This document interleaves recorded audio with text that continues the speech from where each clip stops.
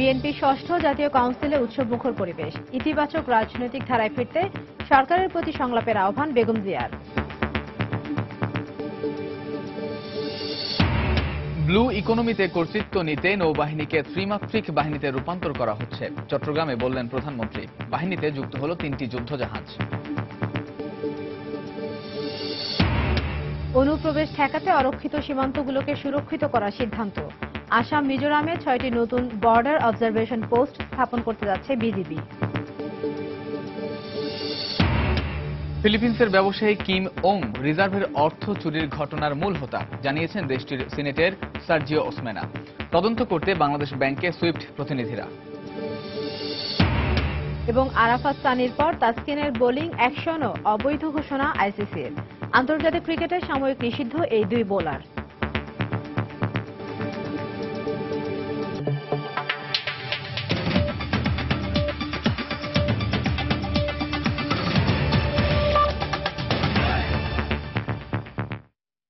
বাংলার সময় সঙ্গে আছি আমি কামরুজ্জামান মামুন এবং আমি ইশরাত জাহান। গণতান্ত্রিক অধিকার আদায়ে ঐক্যবদ্ধ হয়ে জনগণকে জেগে ওঠার আহ্বান জানিয়েছেন বিএনপি চেয়ারপারসন বেগম খালেদা জিয়া। বিএনপির ষষ্ঠ জাতীয় কাউন্সিলের উদ্বোধনী অনুষ্ঠানে তিনি রাজনৈতিক সংকট নিরসনে আবারও সরকারকে সংলাপে বসার আহ্বান জানান। এ সময় বেগম জিয়া বলেন, কলুষিত রাজনীতির মাধ্যমে আওয়ামী লীগ সরকার জাতিকে বিভক্ত করে ফেলেছে। এ কারণে দেশ এখনো নানামুখী সংকটের কবলে। জাতীয় ও দলীয় সঙ্গীত পরিবেশন এবং পতাকা উত্তোলনের মধ্য দিয়ে রাজধানীর ইঞ্জিনিয়ার্স ইনস্টিটিউশন মিলনায়তন প্রাঙ্গণে শনিবার সকাল 11:15টায় ষষ্ঠ জাতীয় কাউন্সিলের উদ্বোধন করেন বিএনপি চেয়ারপারসন বেগম খালেদা জিয়া। এর অনেক আগেই সারা দেশ থেকে আসা কাউন্সিলর ও কর্মী সমর্থকদের ভিড়ে কানায় কানায় পরিপূর্ণ হয়ে যায় সম্মেলনস্থল ও আশপাশের এলাকা। প্রথম অধিবেশনের সূচনা লগ্নে মির্জা ফখরুল ইসলাম আলমগীর সহ বিদেশি অতিথিরা বক্তব্য রাখেন। এরপর 6 বছর বাদে আয়োজিত কাউন্সিলে বক্তব্য রাখেন বিএনপি চেয়ারপারসন বেগম খালেদা জিয়া। বক্তব্যের শুরুতেই দেশ জাতিকে এগিয়ে নেওয়ার স্লোগান সম্বলিত ভিশন 2030 এর রূপরেখা তুলে ধরেন তিনি। মুক্তিযুদ্ধের মূল্যবোধ হবে জাতীয় ঐক্য ও প্রেরণা সৃষ্টির উৎসব।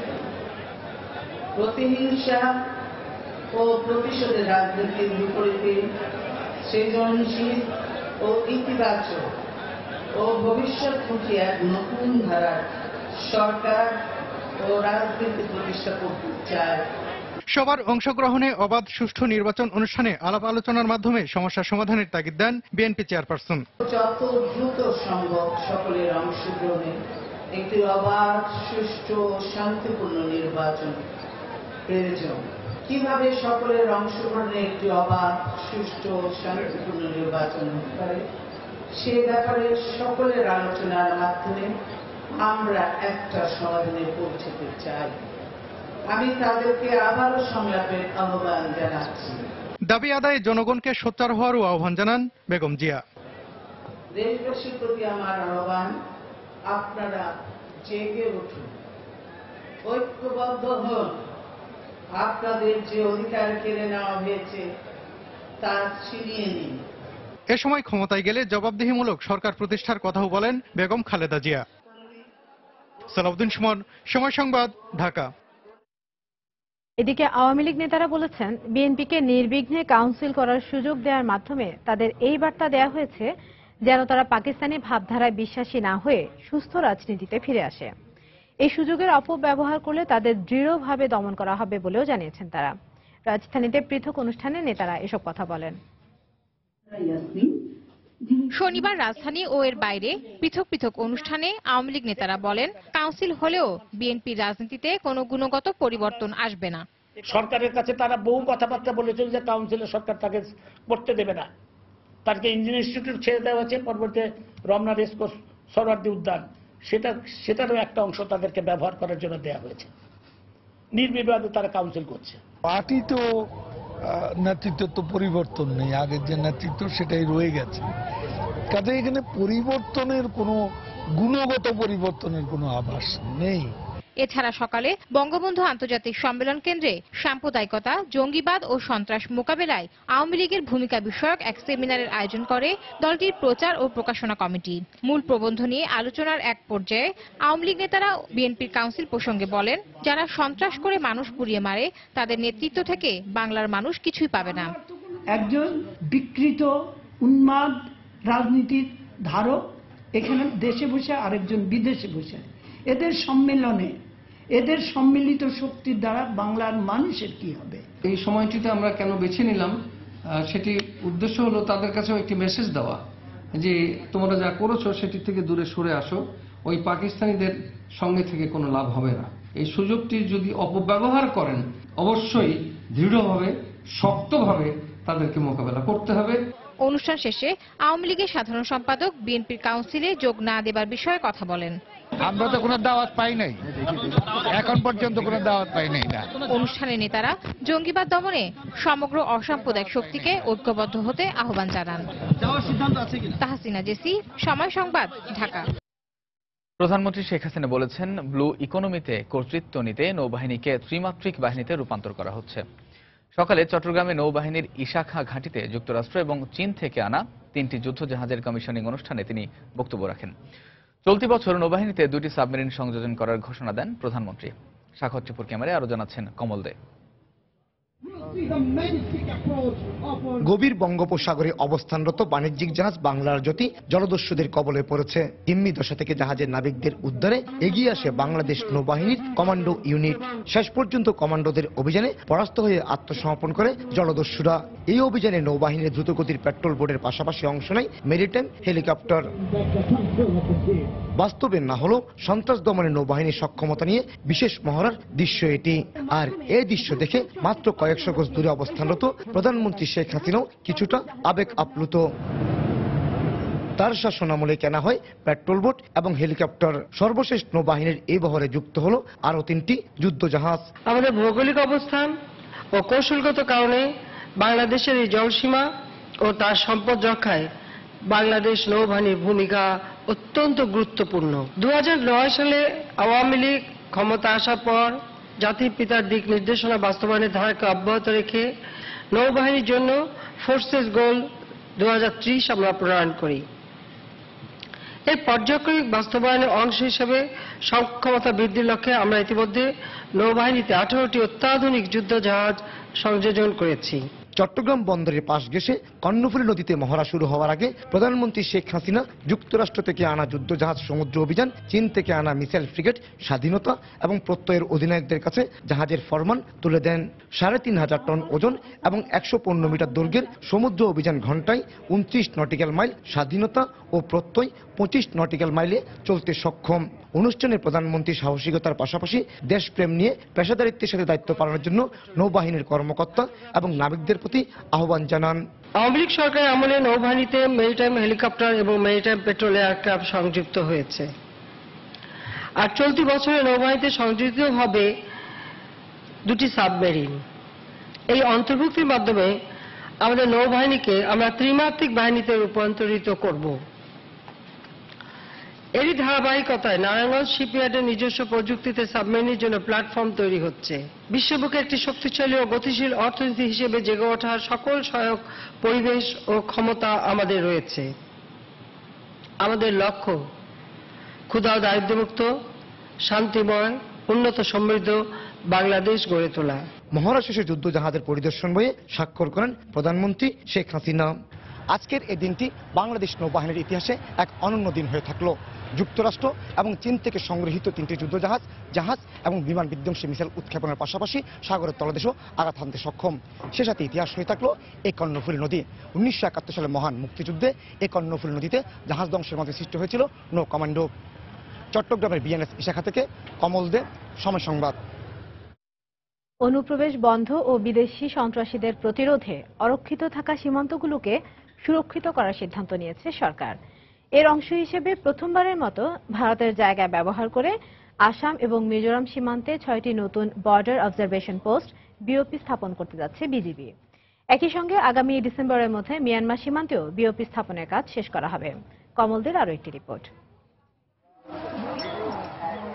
স্বাধীনতার পর থেকে প্রতিবেশী দুদেশ ভারত এবং মিয়ানমারের সাথে থাকা প্রায় 4156 কিলোমিটারের মধ্যে প্রায় 400 কিলোমিটার সীমানা ছিল অরক্ষিত। ফলে নিরাপত্তা চৌকির বাইরে থাকা এলাকাগুলোতে বিদেশি সন্ত্রাসীদের আনাগোনার পাশাপাশি ঠেকানো যাচ্ছিল না অবৈধ অনুপ্রবেশ। এই অবস্থায় ভারতের মিজোরাম এবং আসাম সীমান্তে 6টি নতুন ভিওপি স্থাপনের কাজ শুরু করতে যাচ্ছে বিজিবি। দুই দেশের মাননীয় প্রধানমন্ত্রীর মধ্যে সেখানে এই ব্যাপারে আলোচনাও হয়েছে এবং সেই ব্যাপারে আমাদের সরকারি সিদ্ধান্ত হয়েছে এবং সেটা ব্যবহার করে আমরা করব। তারা আমাদেরকে অনুমতি দিয়েছেন, আমরা আগামী এক সপ্তাহের মধ্যে সেখানে কার্যক্রম শুরু করব। বাংলাদেশ মিয়ানমারের 271 কিলোমিটার সীমান্তের মধ্যে 208 কিলোমিটার স্থলভাগ এবং বাকি 63 কিলোমিটার বঙ্গোপসাগরে। এর মধ্যে বান্দরবনের আন্দারমানিক হয়ে মোদক পর্যন্ত 120 কিলোমিটার এবং মোদক হয়ে লেম্বুচুরু পর্যন্ত আরো প্রায় 100 কিলোমিটার সীমান্ত অরক্ষিত রয়েছে। অরক্ষিত থাকার কারণেই বিভিন্ন সময় সন্ত্রাসীদের আনাগোনা থাকতো, যেটা আরাকান আর্মি বলেন বা অন্য যারা ছিল। সরকার অত্যন্ত দৃঢ় এই বিষয়ে যে আমাদের সীমান্ত অন্য কারোর দেশীয় কোনো সন্ত্রাসীদের অভয়ারণ্য হবে না। 10টা বিওপি অলরেডি এস্টাবলিশ করা হয়ে গেছে। আগামী কয়েক মাসের মধ্যেই পুরা সীমান্ত এলাকা আমাদের নিয়ন্ত্রণে চলে আসবে। আগামী ডিসেম্বরের মধ্যে বাংলাদেশ মিয়ানমার সীমান্তের সবগুলো বিওপি স্থাপনের কাজ শেষ হবে বলে জানান বিজিবির শীর্ষ এই কর্মকর্তা। মিয়ানমারের সাথে আমাদের অনেক অরক্ষিত অঞ্চল ছিল, ইতিমধ্যে আমরা অনেকগুলো ক্যাম্প আমরা স্থাপন করেছি এবং আরো বেশ কিছু ক্যাম্প স্থাপনের ব্যাপারটি প্রক্রিয়াধীন রয়েছে। আমাদের প্রশাসনিক অনুমোদন পেলে বিওপিগুলো নির্মাণ কাজ সমাপ্ত করব। এবছর ডিসেম্বরের পর আমার মনে হয় যে আমাদের আর কোনো অরক্ষিত বলতে কোনো অঞ্চল থাকবে না। বিজিবির তথ্য অনুযায়ী বাংলাদেশ মিয়ানমার এবং ভারত সীমান্তে নতুন যে 72টি ভিওপি স্থাপন করা হচ্ছে তার মধ্যে 70টিতে হেলিকপ্টার ওঠানামা করতে পারবে। কমল দে, সময় সংবাদ, বান্দরবান। বাংলার সময় আরো থাকছে। ভারত থেকে শুভেচ্ছা নিদর্শন হিসেবে 42টি ওয়াগনে ডিজেল এলো বাংলাদেশে। উত্তরাঞ্চলে জ্বালানি সরবরাহে নতুন মাত্রা আসবে বলে আশা।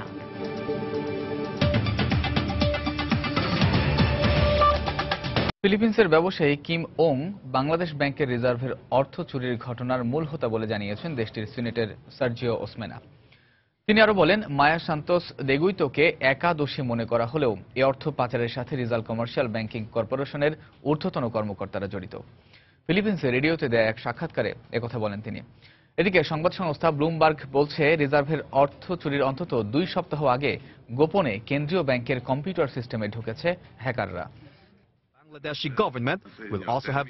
রিজাল কমার্শিয়াল ব্যাংকিং কর্পোরেশনের মাকাতি শহরের জুপিটার ব্রাঞ্চে কিম ওং এর আবেদনের প্রেক্ষিতে 5 নামে 5টি ভুয়া অ্যাকাউন্ট খোলা হয়েছিল, যে অ্যাকাউন্টগুলো দিয়ে বাংলাদেশ ব্যাংকের রিজার্ভের 8 কোটি 10 লাখ ডলার পাচার হয়। এই ব্যবসায়ী মায়াকে ফিলনেমের মাধ্যমে ডলার পেসোতে রূপান্তরের পরামর্শ দেন। ফিলিপিন্সের সিনেটে রুদ্ধদ্বার বৈঠকের পর শুনানিতে উঠে এসেছে এসব তথ্য। সিনেটের ব্লু রিবন কমিটি বলছে, অর্থ পাচারের পুরো ঘটনাটির সঙ্গে কিম ওং জড়িত এবং কমিটির ধারণা এই ঘটনার মূল হোতাও তিনি। এ বিষয়ে তদন্তে কিম ওংকে জিজ্ঞাসাবাদের জন্য সিনেটে ডাকা হবে বলেও জানান সিনেটর। মায়ার বক্তব্য শুনে মনে হচ্ছে ঘটনার মূল হোতা কিম ওং। আমরা সিনেটে ডেকে তাকে শিগগিরই জিজ্ঞাসাবাদ করব, তবে এটুকু বোঝা যাচ্ছে উনি গভীর জলের মাছ। অ্যাকাউন্ট খোলার আগে অ্যাকাউন্ট বিষয়ক যাবতীয় সব তথ্য মায়াকে কিম দিয়েছিলেন বলেও জানান সিনেটর। কিন্তু যে 4টি অ্যাকাউন্ট দিয়ে 8 কোটি 10 লাখ ডলার পাচার হয়েছে, ব্লু রিবন কমিটির তদন্তে উঠে এসেছে এসব অ্যাকাউন্টগুলোই ভুয়া। অন্যদিকে মায়ার সাথে রুদ্ধদ্বার বৈঠক শেষে আরেক সিনেটর জানান, এ ঘটনায় আরসিবিসির আরো অন্তত 2 জন কর্মকর্তা জড়িত। একই অভিযোগ মায়া দেগুইতোর আইনজীবীরও। তারা গুটি কয়েক ব্যাংক কর্মকর্তার উপর এই ঘটনার দায় চাপিয়ে বিষয়টি ধামাচাপা দেওয়ার চেষ্টা করছে। এটি অনেক বড় একটি ঘটনা। আমার মক্কেলের একার পক্ষে এই কাজ করা সম্ভব নয়। তার সাথে কথা বলে আমি যতটুকু জানতে পেরেছি তা হলো, অবশ্যই আরো অনেক ব্যক্তি এই ঘটনার সঙ্গে জড়িত। মায়ের বিরুদ্ধে মামলা করেছেন ফিলিপিন্সের আরেক ব্যবসায়ী উইলিয়াম গো।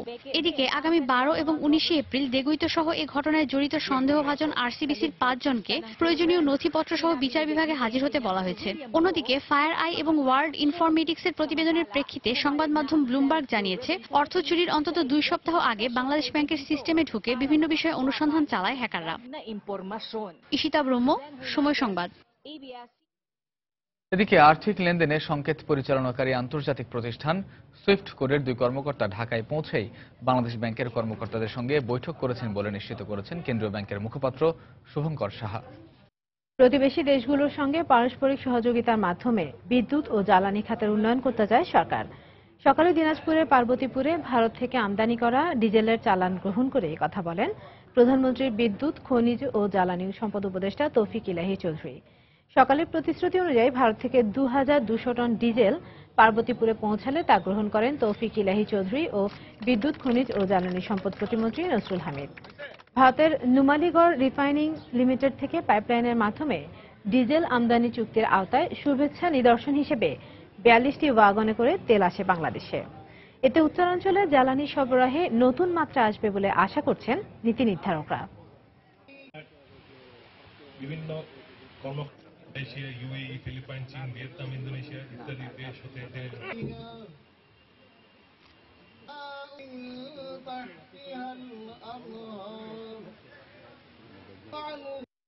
উত্তর দিক থেকে যখন আসবে তখন আর একটা নতুন সোর্স হলো, দামের চেয়েও একটা আরো সুযোগ সৃষ্টি হলো যে আরেক জায়গা থেকে আমরা তেল আনতে পারবো। আমাদের দেশের মধ্য দিয়ে আমাদের পোর্টকে ব্যবহার করে আমরা ভুটানকে সার্ভ করতে পারি, আমরা নেপালকে আমাদের এইখানকার পোর্ট ব্যবহার করে, খুলনার পোর্ট ব্যবহার করে আমরা নেপালকে ব্যবহার করতে দিতে পারি, সেখানে আমাদের উন্নতি হবে। This event is very significant. Bharat ও বাংলাদেশের মধ্যে জ্বালানি সরবরাহের যে চুক্তি হয়েছে সেটি অনেক গুরুত্বপূর্ণ। জ্বালানি খাতে বাংলাদেশকে সহায়তা করবে ভারত, যা বন্ধুত্বের স্বাক্ষর বহন করে। Extremely happy to partner Bangladesh. সরকার মাদ্রাসা শিক্ষা ব্যবস্থার জন্য পাঠ্যসূচি যেভাবে তৈরি করেছে তার উপর গুরুত্ব দিয়ে পড়ালে প্রকৃত ইসলামী আলেম গড়ে তোলা সম্ভব বলে মন্তব্য করেছেন শিক্ষামন্ত্রী নুরুল ইসলাম নাহিদ। সকালে চট্টগ্রামের একটি কমিউনিটি সেন্টারে মাদ্রাসা শিক্ষা ব্যবস্থার উন্নয়ন ও আধুনিকীকরণ শীর্ষক এক আলোচনা সভায় প্রধান অতিথির বক্তব্যে তিনি একথা বলেন। কারিকুলাম বা পাঠ্যসূচি যা আমরা তৈরি করব সেটার প্রতি গুরুত্ব দিতে হবে, যাতে আমাদের লক্ষ্য বা আশা পূরণ হয়, প্রকৃত ইসলামী শিক্ষিত আলেম আমরা তৈরি করতে পারি, যা খালি আমাদের দেশে নয়, আমাদের দেশের সীমানার বাইরেও যেন কাজে লাগে। কিছু লোকের কারণে আজকে হয়তো ইসলামকে অনেকে নানাভাবে রং মাখানোর চেষ্টা করছেন। তা আমি মনে করি যদি প্রকৃত আলেম যারা, প্রকৃত ইসলাম ধর্ম অনুসারী যারা, আমরা সকলে যদি দৃঢ়ভাবে আমাদের আল্লাহ এবং তার রাসূল করিম সাল্লাল্লাহু আলাইহি সাল্লামের প্রদর্শিত পথে আমরা চলতে পারি, শিক্ষা লাভ করি, জ্ঞান অর্জন করি, সবাইকে আমরা গড়ে তুলতে পারি, তাহলে পরে সেটা আমরা মোকাবেলা করতে পারব। বাংলা সময় আরো থাকছে। বান্দরবান থেকে পাচার হওয়া 11 আদিবাসী তরুণীকে প্রায় 2.5 মাস পর মিয়ানমার থেকে উদ্ধার, উলুবনিয়া সীমান্তে বিজিবির কাছে হস্তান্তর।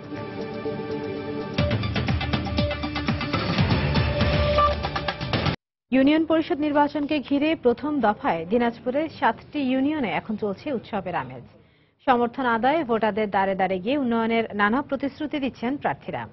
গোলাম নবী দুলালের তথ্য ও মানজিদ আলম শিমুলের ছবি নিয়ে ডেস্ক রিপোর্ট।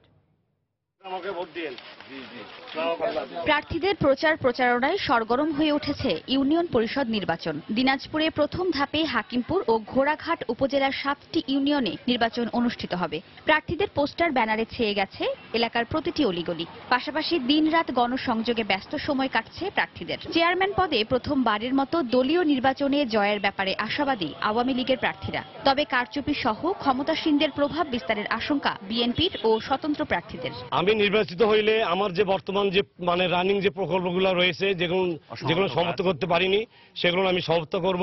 সুন্দর সুষ্ঠু নির্বাচন যদি হয় তাহলে এই ধানের শীষ মার্কা নিয়ে শতভাগ আমি আশা করছি যে আমরা জয়লাভ করব। সরকার দলীয় প্রার্থী বিভিন্নভাবে আচরণ বিধি লঙ্ঘন করতেছেন, এই বিষয়ে আমি আমাদের উপজেলা নির্বাহী কর্মকর্তা মহোদয়ের কাছে মৌখিকভাবে অভিযোগ করেছি।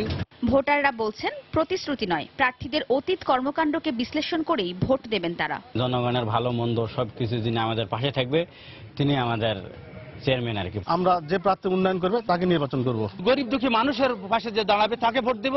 প্রথম দফায় নির্বাচন সুষ্ঠু করতে সব প্রস্তুতি নেওয়ার কথা জানালেন নির্বাচন কর্মকর্তা। প্রথম ধাপের নির্বাচন দিয়ে দিনাজপুর জেলায় শান্তিপূর্ণ, অবাধ এবং সুষ্ঠু ভোট গ্রহণ নিশ্চিত হবে। আমরা এই জন্য যাবতীয় ব্যবস্থা গ্রহণ করেছি। 22 মার্চ অনুষ্ঠিতব্য 7টি ইউনিয়ন পরিষদ নির্বাচনে চেয়ারম্যান পদে 37 জন, সদস্য ও নারী সদস্য পদে 632 জন প্রার্থী প্রতিদ্বন্দ্বিতা করছেন। সময় সংবাদ, দিনাজপুর। একই অবস্থা বগুড়ার সারিয়াকান্দিতে ইউনিয়ন পরিষদ নির্বাচনকে ঘিরে। মাজিদুর রহমানের রিপোর্ট, ছবি তুলেছেন রবিউল ইসলাম।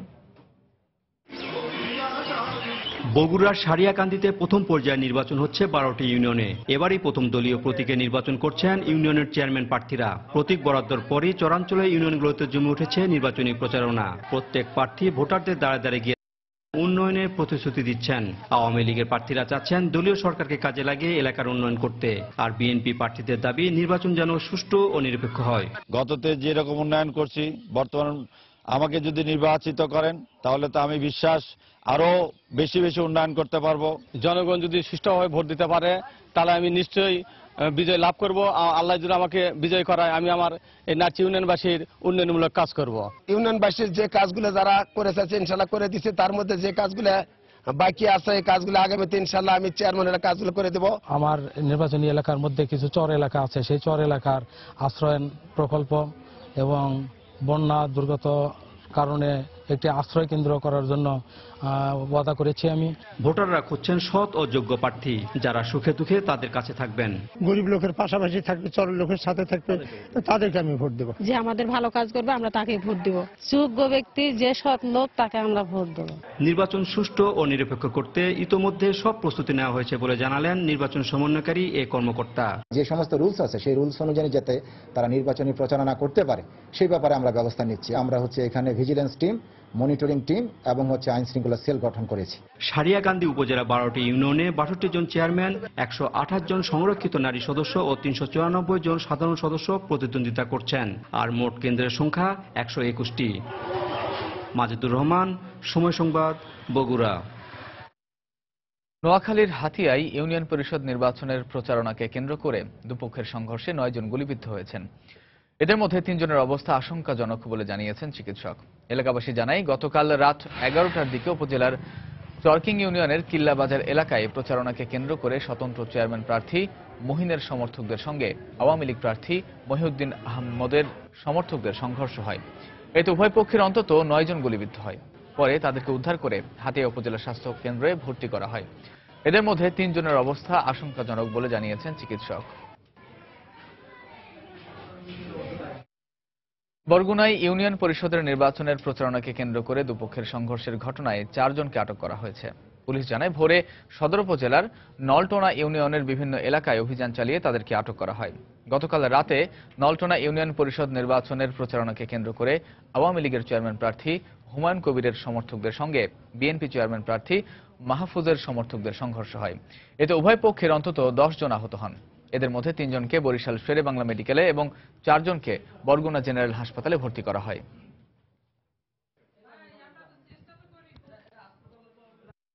স্থানীয় লোকজনদের কাছ থেকে জানতে পারি যে কারা কারা হামলা করছে, তাদেরকে আমরা শনাক্ত করে রাতে অভিযান চালিয়ে তাদেরকে গ্রেফতার করি। সাতক্ষীরায় দুপক্ষের সংঘর্ষে নির্বাচনী ক্যাম্প ভাঙচুর ও অগ্নিসংযোগ করা হয়েছে।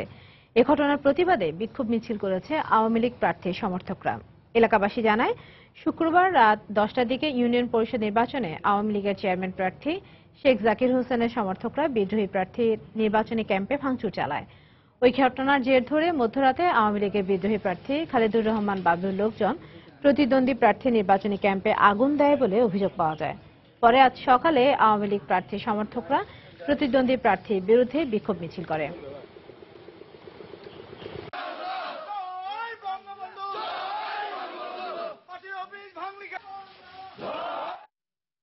আগামীকাল অনুষ্ঠিত হতে যাচ্ছে দেশের বেশ কটি পৌরসভার নির্বাচন। এরই মধ্যে নির্বাচন কমিশন সম্পন্ন করেছে সব ধরনের প্রস্তুতি। ব্রাহ্মণবাড়িয়ায় দুপুরে জেলা প্রশাসকের কার্যালয় থেকে নির্বাচনী সরঞ্জাম হস্তান্তর করেন রিটার্নিং অফিসার। এ সময় 48টি ভোট কেন্দ্রের প্রিজাইডিং অফিসার সেগুলো সংগ্রহ করেন।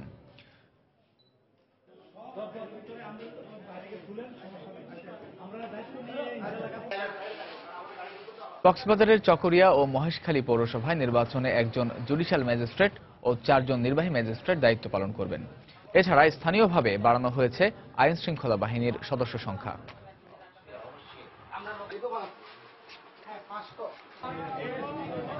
ঝালকাঠি পৌরসভার নির্বাচনে প্রতিদ্বন্দ্বিতা করবেন আওয়ামী লীগ, বিএনপি ছাড়াও স্বতন্ত্র পদের একজন সহ মোট 3 মেয়র প্রার্থী। ভোটাররা বলছেন সুযোগ্য প্রার্থীকে ভোট দিয়ে নির্বাচিত করবেন তারা।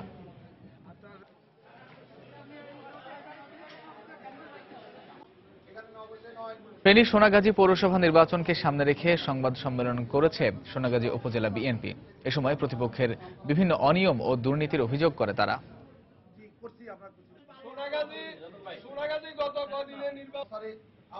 বান্দরবান থেকে পাচার হওয়ার প্রায় 2.5 মাস পর 11 আদিবাসী তরুণীকে মিয়ানমার থেকে উদ্ধার করা হয়েছে। দুপুরে নাইখংছড়ির উলুবুনিয়া সীমান্ত দিয়ে মিয়ানমারের মংডুর নেজাদো মন্দির থেকে তাদের উদ্ধার করা হয়।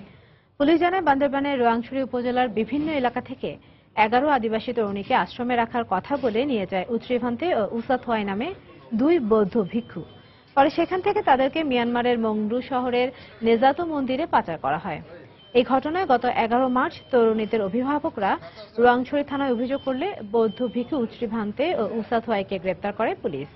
পরে তাদের দেয়া তথ্য মতে পাচারের প্রায় 2.5 মাস পর 11 তরুণীকে মিয়ানমার থেকে উদ্ধার করা হয়।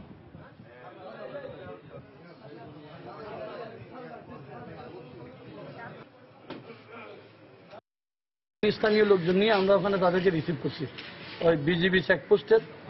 এটা হলো বয়কং বিজিবির একটা সাব চেকপোস্ট আছে, যেটা বারবার সীমানা যেখান দিয়ে আসি নৌকা যেখানে থামে আর কি, ওই চেকপোস্টের ওখান থেকে আমরা তাদেরকে রিসিভ করছি।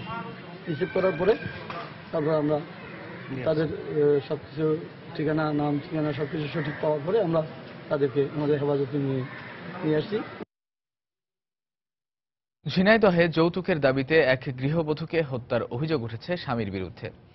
ঘটনার পর থেকেই স্বামী পলাতক রয়েছে।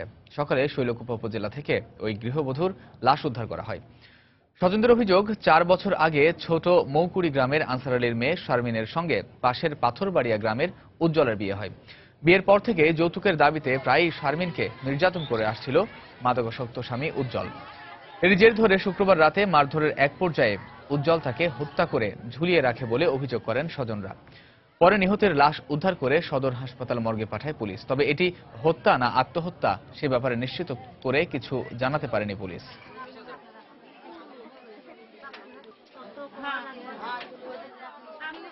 আমি এই শর্মিনের বাড়িতে এসে লাশের সুরতল প্রস্তুত করছি এবং ময়নাতদন্তের জন্য মর্গে প্রেরণ করছি। ময়নাতদন্ত রিপোর্ট পাওয়া গেলে নিশ্চিত হওয়া যাবে এটা অপমৃত্যু নাকি হত্যা। এ বিষয়ে তদন্ত অব্যাহত আছে। তদন্ত শেষ না হওয়া পর্যন্ত কোনো কিছু বলা যাচ্ছে না। নোয়াখালীতে কালবৈশাখী ঝড়ে লন্ডভন্ড হয়ে গেছে একটি প্রাথমিক বিদ্যালয়ের ভবন সহ অন্তত 30টি বসতঘর। শিক্ষক ও এলাকাবাসী জানায়, ভোরে সদর উপজেলার বক্তাপুর সরকারি প্রাথমিক বিদ্যালয়ে টিনের ঘর ভেঙে লন্ডভন্ড হয়ে যায়। একই সঙ্গে বক্তাপুর গ্রামের বসতঘর সহ অন্তত 30টি ঘর ঝড়ে ভেঙে যায়। উপড়ে যায় বিদ্যুতের খুঁটি সহ গাছপালা। এতে গৃহহীন হয়ে পড়েছেন এলাকাবাসী। এদিকে স্কুলঘর ভেঙে যাওয়ায় বন্ধ হয়ে গেছে শিক্ষা কার্যক্রম। দ্রুত স্কুলঘরটি মেরামতের দাবি জানিয়েছেন শিক্ষক ও শিক্ষার্থীরা।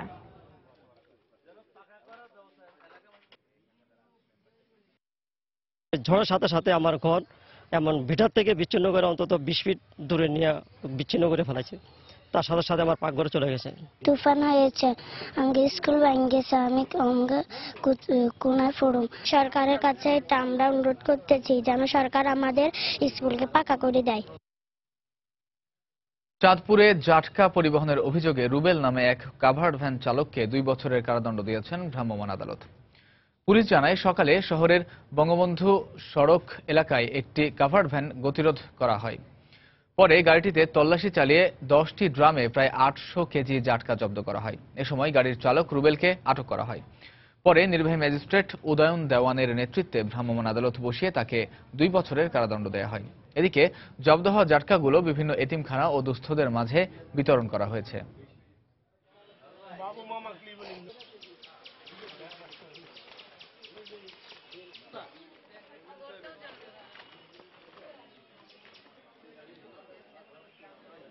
বঙ্গবন্ধু সড়কে আমরা এই গাড়িটাকে আমরা আটক করতে সক্ষম হই।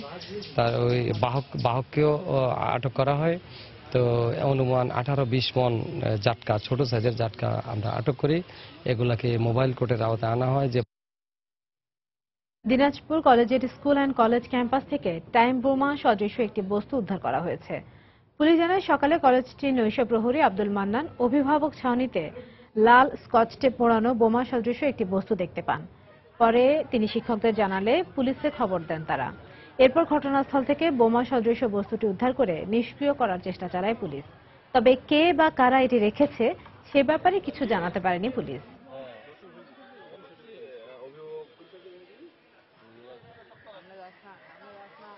বালুর মাঝখানে একটা বোমা সাদৃশ্য কিছু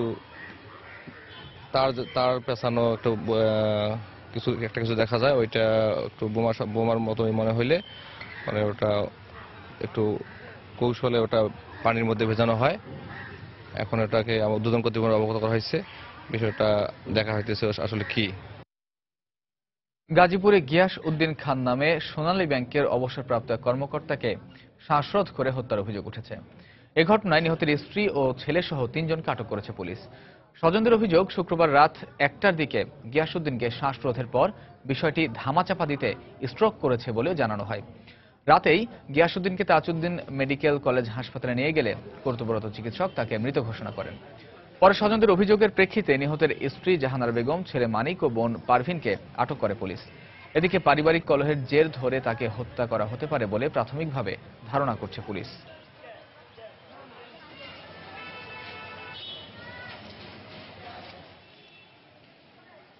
দক্ষিণ আফ্রিকায় সন্ত্রাসীদের গুলিতে নিহত বাংলাদেশি ব্যবসায়ী ফখরুদ্দিনের গ্রামের বাড়ি নোয়াখালীর কোম্পানিগঞ্জের চর কাকড়া এলাকায় চলছে শোকের মাতম। টেলিফোনে ফখরুদ্দিনের মৃত্যুর খবর পাওয়ার পর কান্নায় ভেঙে পড়েন স্বজনরা।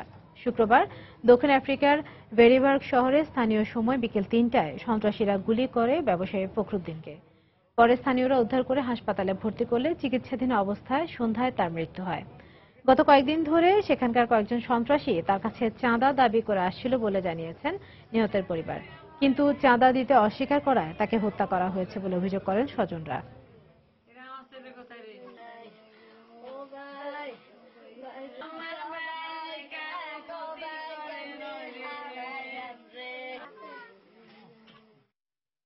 সাভারে যাত্রীবাহী মিনিবাস ও পিকআপ ভ্যানের সংঘর্ষে 2 জন নিহত হয়েছেন।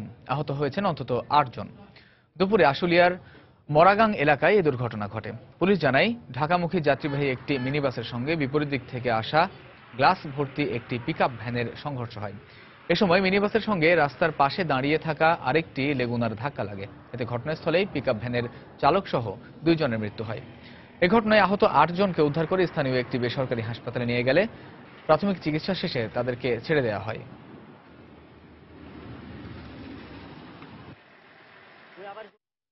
হবিগঞ্জের তুচ্ছ ঘটনাকে কেন্দ্র করে দুদল গ্রামবাসী সংঘর্ষে পুলিশ সহ অন্তত 30 জন আহত হয়েছেন। দুপুরে সদর উপজেলায় এই সংঘর্ষের ঘটনা ঘটে। পুলিশ জানায়, তুচ্ছ ঘটনাকে কেন্দ্র করে আনোয়ারপুর ও নোয়াগাঁও গ্রামবাসী সংঘর্ষে জড়িয়ে পড়ে। এ সময় বেশ কয়েকটি বাড়িঘর ও ব্যবসা প্রতিষ্ঠানে হামলা চালিয়ে ভাঙচুর করা হয়। খবর পেয়ে পুলিশ ঘটনাস্থলে পৌঁছে টিয়ার শেল ও রাবার বুলেট ছুড়ে পরিস্থিতি নিয়ন্ত্রণে আনে। এ ঘটনায় আহত 30 জনকে উদ্ধার করে সদর হাসপাতাল সহ বিভিন্ন ক্লিনিকে ভর্তি করা হয়েছে।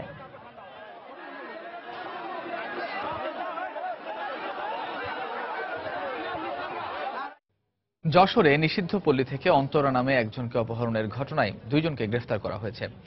পুলিশ জানায়, গতরাতে শহরের নিষিদ্ধ পল্লী এলাকায় অভিযান চালিয়ে দিদার হোসেন ও মোতালেব নামে 2 জনকে গ্রেফতার করা হয়। এর আগে দুপুরে নিষিদ্ধ পল্লীর সামনে বোমা বিস্ফোরণ ঘটিয়ে অন্তরা নামে একজনকে অপহরণ করে নিয়ে যায় দুর্বৃত্তরা। এ সময় বোমার আঘাতে অন্তত 5 জন আহত হয়। পরে তাদেরকে যশোর মেডিকেল কলেজ হাসপাতালে ভর্তি করা হয়। এ ঘটনায় গতকাল সন্ধ্যায় ঘরের মালিক সুমি বাদী হয়ে 5 জনের বিরুদ্ধে কোতোয়ালি থানায় একটি মামলা করেন।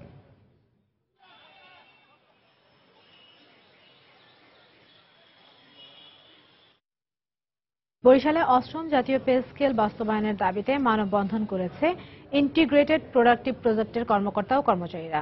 সকালে নগরীর অশ্বিনী কুমার টাউন হল চত্বরে ঘণ্টাব্যাপী এই কর্মসূচি পালন করা হয়। এতে ব্যানার, ফেস্টুন সহ প্রতিষ্ঠানের কর্মকর্তা ও কর্মচারীরা অংশ নেন। এ সময় কৃষি মন্ত্রণালয় পরিচালিত এই প্রতিষ্ঠানের কর্মকর্তারা তাদের দাবি মেনে নেওয়ার আহ্বান জানান।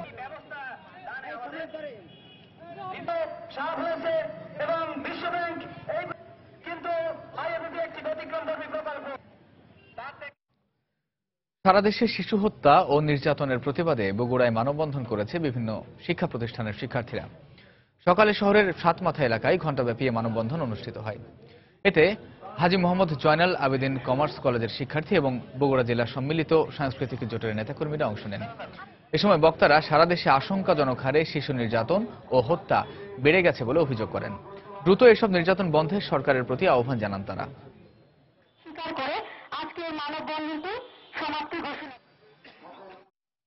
অষ্টম জাতীয় পে স্কেল বাস্তবায়নের সুনির্দিষ্ট তারিখ ঘোষণা সহ 21 দফা দাবিতে দেশের বিভিন্ন স্থানে মানববন্ধন করেছে জাতীয় শিক্ষক কর্মচারী ফ্রন্ট। সকালে রাজশাহী নগরীর সাহেব বাজার এলাকায় মানববন্ধন করা হয়। এতে ব্যানার ফেস্টুন সহ এমপিওভুক্ত বিভিন্ন শিক্ষা প্রতিষ্ঠানের শিক্ষক ও কর্মচারীরা অংশ নেন।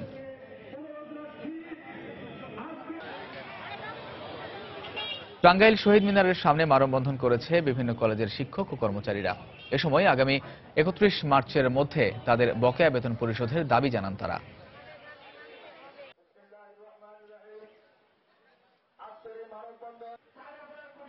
এছাড়া ভোলা, দিনাজপুর, সাতক্ষীরা ও নেত্রকোনা সহ দেশের বিভিন্ন স্থানে একই দাবিতে মানববন্ধন করেছে এমপিওভুক্ত শিক্ষা প্রতিষ্ঠানের শিক্ষক ও কর্মচারীরা।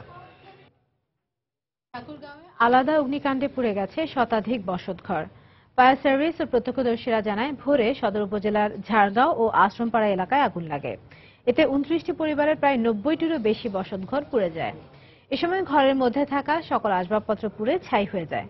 অন্যদিকে দুপুরে সদর উপজেলার হাজিপাড়া ও জগন্নাথপুরে আগুনে 2টি পরিবারের সবকটি বসতঘর পুড়ে যায়।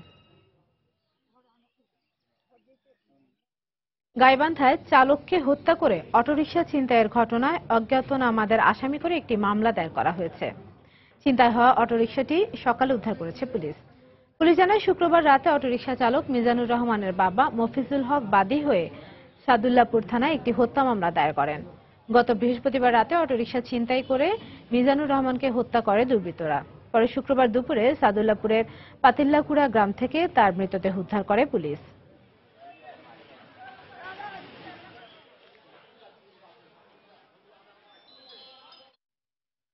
খেলার খবর। বাংলাদেশের স্পিনার আরাফাত সানি ও পেসার তাসকিন আহমেদের বোলিং অ্যাকশন অবৈধ বলে জানিয়েছে আইসিসি। এর আগে টি-20 বিশ্ব আসরের প্রথম পর্বে নেদারল্যান্ডসের বিপক্ষে ম্যাচে এই দুই ক্রিকেটারের বোলিং অ্যাকশন সন্দেহজনক বলে অভিযোগ আনেন ম্যাচ অফিসিয়ালরা। তাসকিনের পরিবর্তে সাকলাইন সজীব এবং সানির পরিবর্তে ভারতের দলে সঙ্গে যোগ দিচ্ছেন শুভাগত হোম। বোলিংয়ের সময় কোনই 15 ডিগ্রির বেশি বেঁকে গেলে সেই অ্যাকশনকে ক্রিকেটের ভাষায় অবৈধ হিসেবে বিবেচনা করা হয়। এক্ষেত্রে টাইগার স্পিনার আরাফাত সানি ও তাসকিন আহমেদের বোলিংয়ের সময়ও তার হাতের কোনই 15 ডিগ্রির বেশি বেঁকে যায় বলে সন্দেহ প্রকাশ করেন আম্পায়াররা। পরবর্তীতে 12 মার্চ ও 14 মার্চ চেন্নাইয়ে বোলিং অ্যাকশনের বায়োমেকানিক্যাল পরীক্ষা দেন সানি এবং তাসকিন। শেষ পর্যন্ত দুজনের বোলিং অ্যাকশনে ত্রুটি ধরা পড়ায় আন্তর্জাতিক ক্রিকেট থেকে বোলিংয়ে তাদের নিষিদ্ধ করে আইসিসি। বোলিং অ্যাকশন শুধরে আবারও পরীক্ষা দিয়ে অবৈধ অ্যাকশন বৈধ হলেই আবারও আন্তর্জাতিক ক্রিকেটে বোলিং করতে পারবেন তারা। এই দুজনের জায়গায় টাইগার স্কোয়াডে যোগ দিতে ভারত যাচ্ছেন সাকলাইন সজীব ও শুভাগত হোম। এদিকে জাতীয় দলে ডাক পেয়ে নিজের অনুভূতি সময় সংবাদকে জানিয়েছেন সাকলাইন সজীব। সুযোগ পেলে নিজের সেরা পারফরম্যান্স দিয়ে দলের জয়ে ভূমিকা রাখতে চান বলে জানান তিনি। রাজশাহী থেকে ঢাকায় আসার পথে জানিয়েছেন এসব কথা সাকলাইন। অবশ্যই ভালো চেষ্টা থাকবে, চেষ্টা না থাকলে তো কেউ আমার ডাকতো না। বাট কোচ ম্যানেজার আমাকে তো চাইছে ভালোর জন্য, খারাপের জন্য তো নাই। দেখা যাক, যাই যে দেখি আমার যতটুকু দেওয়ার আমি ততটুকু দিব। আমার এটা প্রথম ডেবু আর কি ন্যাশনাল টিমে। এই ডেবুটা আমি কাজে লাগাবো এবং কি চ্যাম্পিয়ন করবো। 2020 ম্যাচ সবাই মেয়ের খেতেই পারে, কেউ ভালো করবে কেউ খারাপ করবে, মিলিয়ে মিশিয়ে আমাকে এখন এটা পারফরমেন্সটা ভালো করা লাগবে। বাংলা সময়ের শীর্ষ সংবাদগুলো জানিয়ে দিচ্ছে আরো একবার। বিএনপির ষষ্ঠ জাতীয় কাউন্সিলে উৎসব মুখর পরিবেশ। ইতিবাচক রাজনৈতিক ধারায় ফিরতে সরকারের প্রতি সংলাপের আহ্বান বেগম জিয়ার।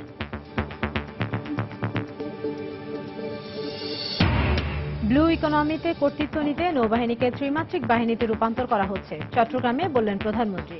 বাহিনীতে যুক্ত হল 3টি যুদ্ধ জাহাজ। অনুপ্রবেশ ঠেকাতে অরক্ষিত সীমান্তগুলোকে সুরক্ষিত করার সিদ্ধান্ত। আসাম মিজোরামে 6টি নতুন বর্ডার অবজারভেশন পোস্ট স্থাপন করতে যাচ্ছে বিজিবি। ফিলিপিন্সের ব্যবসায়ী কিম ওং রিজার্ভের অর্থ চুরির ঘটনার মূল হোতা, জানিয়েছেন দেশটির সিনেটর সার্জিও ওসমেনা। তদন্ত করতে বাংলাদেশ ব্যাংকের সুইফট প্রতিনিধিরা। এবং আরাফাত সানির পর তাসকিনের বোলিং অ্যাকশনও অবৈধ ঘোষণা আইসিসির। আন্তর্জাতিক ক্রিকেটে সাময়িক নিষিদ্ধ এই দুই বোলার।